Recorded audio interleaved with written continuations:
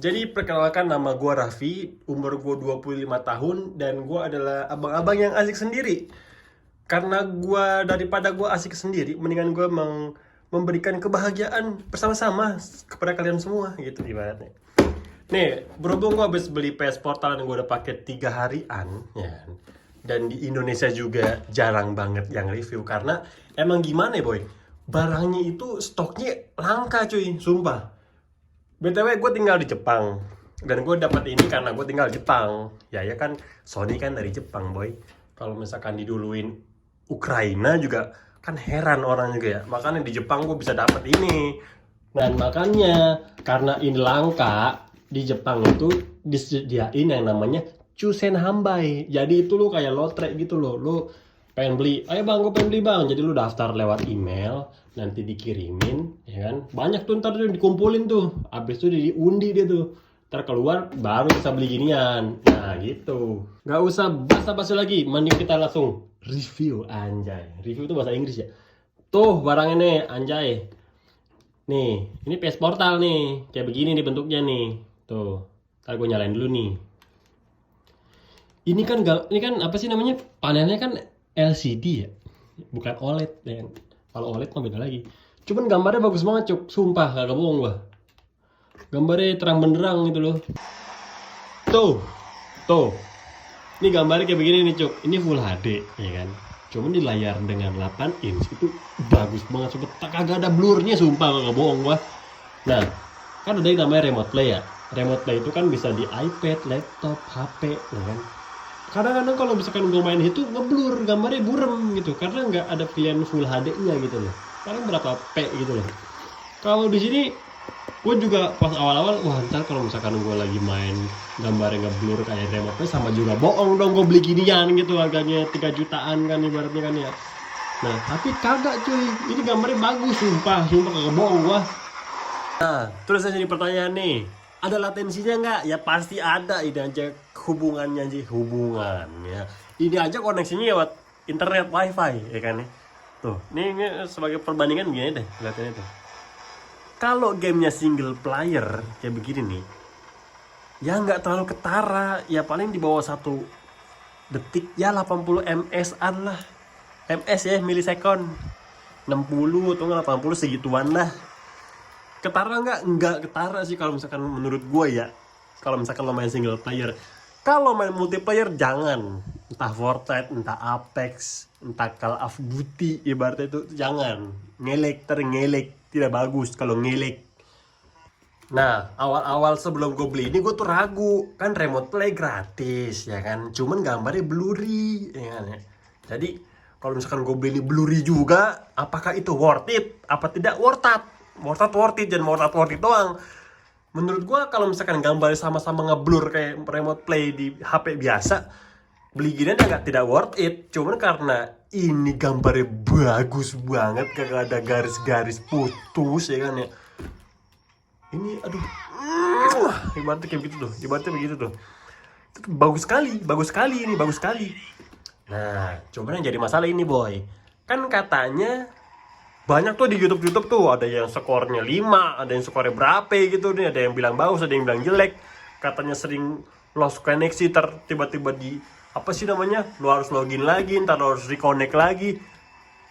Selama gue pakai ini nggak ada, mungkin entah internet mereka bapuk atau gimana, cuma gue nggak tahu juga. Tapi selama gue pakai ini nggak ada, makanya ya gue fine aja. Terus apakah ada stutter apa? Apa ada mengelek begitu bang?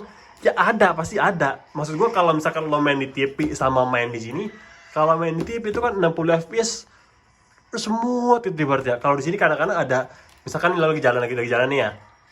Ini kalau misalkan lo diem di tempat terus lo buka kamera ini, ya gambarnya ya halus banget kayak di konsol biasa. Cuman kalau misalkan lo jalan depan, ya kan, habis lo kayak begini, ngelek stutter tuh masih ada, walaupun sedikit gitu. Kadang nggak ada juga ada gitu. Nah, bodo amat, terserah lo mau ngerti apa kagak. Nah, coba playable nggak? Sangat amat playable boy, sumpah aku nggak bohong gua. Kalau gue buang nih, Cuman ini sangat-sangat, aduh, gimana ya? Nah, terus yang jadi masalah nih, kan katanya bisa dibawa keluar nggak bang? Bisa atau enggak ya tergantung lu juga. Masalahnya di Indonesia kan internetnya kalau nggak salah, aduhai, ya nggak? Lu kalau misalkan lo pakai hotspot main begini, ya juga seperti bagaimana, gitu kan ya? Juga pusing juga ntar, ketika reconnect lagi ntar ngerinya begitu. Nah terus di sini kan nggak ada Bluetooth nih boy. Kan kalau ada Bluetooth kan misalkan lu punya Razer Hammerhead yang kata buat PS kan ada tuh ya. Atau enggak ada begitu ya pakai dongle-donggelan gitu ya. Kan ada tuh. Nah, ini gue juga punya nih. Ini dari Anker Soundcore. Ada dongle juga nih. Dongle gue pasang di PS5. Mau ngambil males gue capek banget, ntar ambilin diri. Nah, ini gue colok ke sini nih, dongle serot yang kan ada type C nih. Serot, ya kan gue colok itu kagak bisa dipakai coy, sumpah. Bluetooth gak ada, dicolokin dongle juga gak bisa. Nah, bisanya kalau misalkan lo colokin dongle ke PS5, baru bisa denger di sini. Cuman kalau misalkan lo main ini di luar benua lo di luar benua jauh banget. Di luar RT lo ibaratnya lo main ginian kan ya. Kan dongle ada di PS5 tuh. Itu nggak kedengeran dong kan jaraknya juga terbatas boy. Jadi percuma aja. Cuma kalau misalkan lo mau colokin ke sini, ya nggak bisa juga karena pas tadi gue colokin di sini nggak bisa. Lo harus beli mau nggak mau PS earbuds yang itu tuh. Apa sih namanya lupa gue. Ntar lo cari sendiri dah. Dan yang ngeselin ini, nih yang ngeselin menurut gue ya. Ini bisa dibawa keluar rumah lo dan bisa dimainin juga asal ada internetnya. Cuman yang harus diperhatiin PS yang ada di tempat rumah lo itu harus di rest mode, nggak bisa di turn off. Jadi mau nggak mau standby di rest mode gitu loh.